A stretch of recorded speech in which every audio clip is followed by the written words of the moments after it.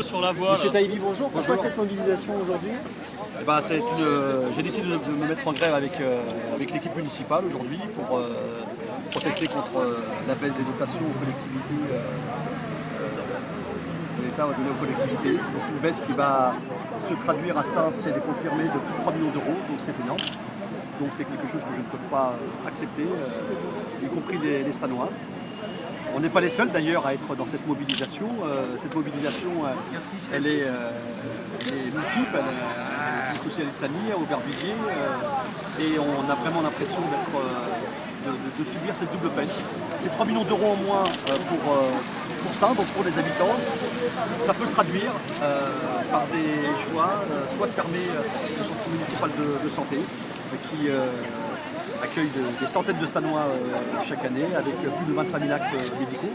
Ça peut sembler dérisoire, mais c'est énorme en matière de santé publique.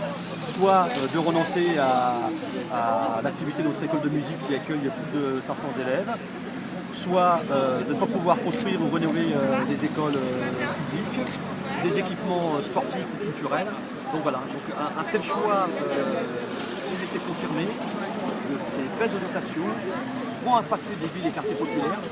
Je le redis, c'est le cas à Stains, mais c'est aussi le cas à Lixani. Je sais que mon ami et collègue Michel Bourguin mène aussi une bataille dans sa ville. C'est aussi le cas au Aubervilliers avec Pascal Bocquet. C'est le cas dans beaucoup de communes.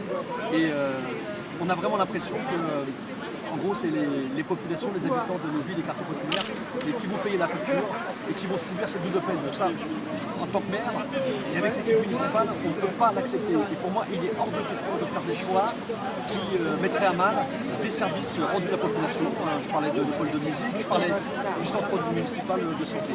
Alors évidemment, on nous dit qu'en ce moment, il faut réduire les dépenses publiques, etc.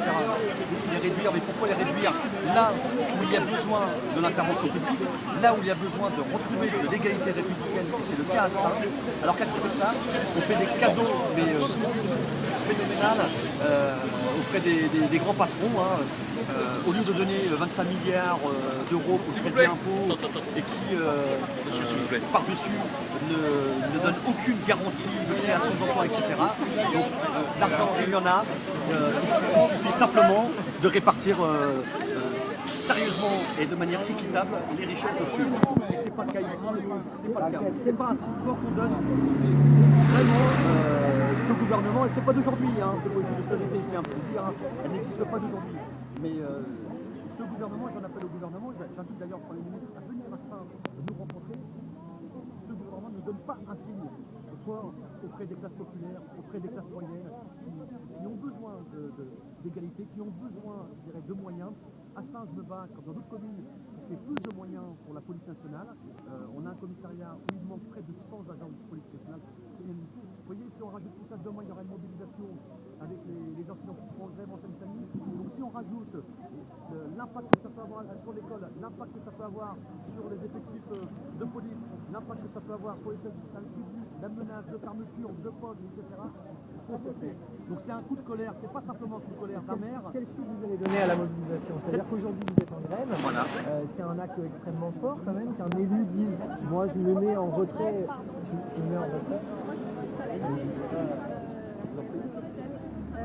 Ça veut dire quoi être en grève en fait pour un élu?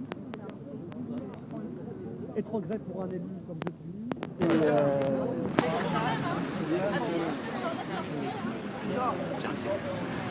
Par là, voilà.